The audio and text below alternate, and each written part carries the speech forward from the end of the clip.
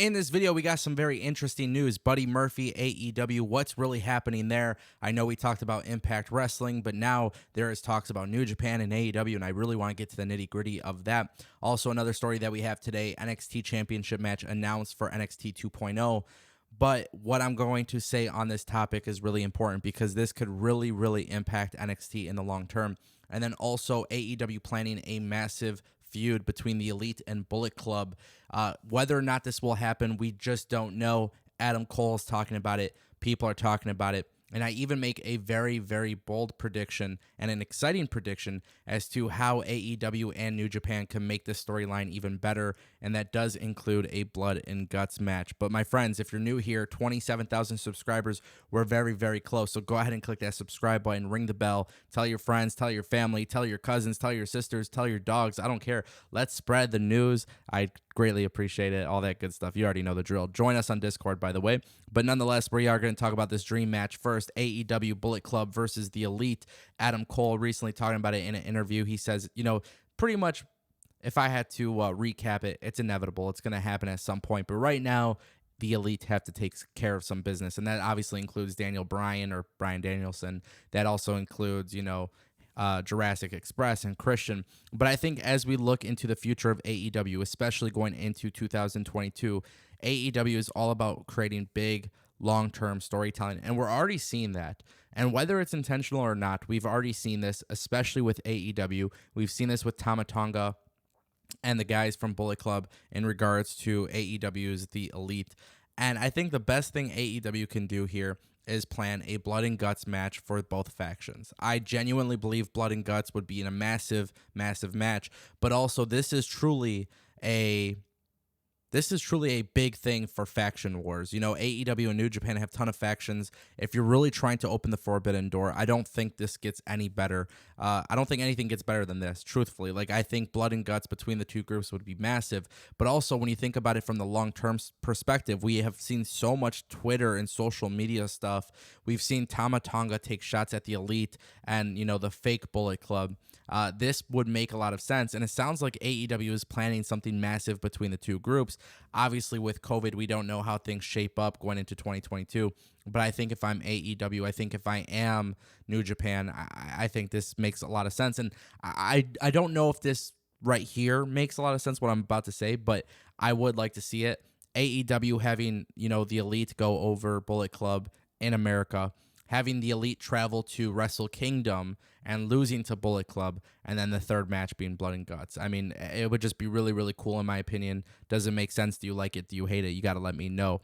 Nonetheless, it is a dream match, and the fact that AEW is planning something massive between the two groups is pretty exciting. Okay, William Regal has announced today on Twitter that the Fatal 4-Way match set for NXT tomorrow, it's now going to be a championship match. If you guys don't know why, it's because Samoa Joe vacated the championship. I actually made a video on this earlier, so you guys could check out the channel and watch the video because it's actually really important.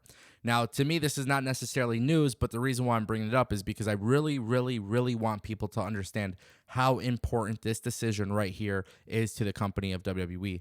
Whoever becomes the next NXT champion, they are literally ushering in a new era for NXT. I think there's been a lot of people who have talked about NXT. One example I wish you guys should all check out, Macho T did a great job talking about what ruined NXT in the past 2 years. And I think right here, WWE has a chance to do something special. And this match has Pete Dunne, LA Knight, Tommaso Ciampa, and Kyle O'Reilly. And I think at the end of the day, if WWE is serious about making NXT a really good product, whoever wins this match, the responsibility is mostly theirs. I can see WWE putting the belt on Kyle O'Reilly because he's the cool baby face. But also, I think when you look at the perspective of the overall participants in this match, Pete Dunne is probably the guy that would do the best job of carrying the torch for WWE. And that's why it's so important that WWE gets this right. And this is going to be happening on NXT. Don't forget, guys, we're doing watch-alongs live on Destination PW. So if you're not subscribed, you may not actually get notified about this. But right when the show starts, we'll be live, we'll be chatting, and hopefully you guys could join the show as well. So my pick is Pete Dunne, but nonetheless, it's very interesting that WWE is going with this 4 members of the roster. These 4 members of the roster are going to be given a chance to compete for the championship, and I'm very intrigued to see what happens next. But will WWE drop the ball? To be honest with you, I don't have faith, but I will watch it and we'll kind of go from there. All right, guys, final story of the day. Buddy Murphy, what's really happening? You know, there's been talks about him going to Impact. Scott D'Amore mentioned it. Now, Will Ospreay tweeting on Twitter talking about having friends that are great Australian wrestlers.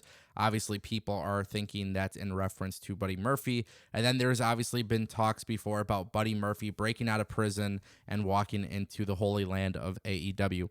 Now, because of that, of course, you know, I personally think Buddy Murphy deserves to be in Impact, but also when I look at AEW's roster and I look at like Kenny Omega and some of these other guys, I think the potential matchups in AEW for Buddy Murphy make a lot of sense, and I think it would be more exciting.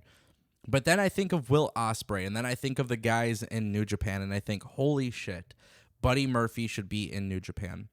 And look, here's the thing. We all know Buddy Murphy's great. We all know when he is unchained, he's going to be even better. I genuinely believe that this is an opportunity for something major to happen for all three promotions. And it looks like, according to multiple reports, there is an opportunity for Buddy Murphy to work for all three companies. So while Scott D'Amore and you know, Will Ospreay kind of tease Buddy Murphy, it sounds like there is an opportunity for Buddy Murphy to be working for all three companies, likely being signed to one of them, and then based on the Forbidden Door, he will appear on other shows. I think that is far more massive than anything else that can happen for this guy, because there are things I want to see him do in Impact. I think he could be an Impact World Champion.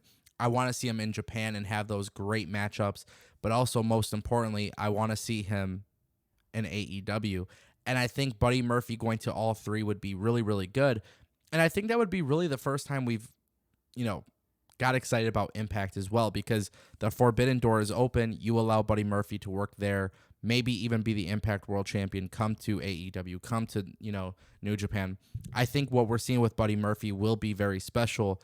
I think what we've already seen from him since being released, the teases, the social media game, everything's looking good. So ultimately, I'm really excited about that. I don't know what's going to happen next, but I do know that if he does, in fact, go exclusively to AEW, it's going to be a major problem for wrestling fans, because we will be robbed of major, major matchups. And when I say exclusive to AEW, I'm talking specifically to the point where he is not opening the Forbidden Door. Nonetheless, I'm very intrigued to see what happens.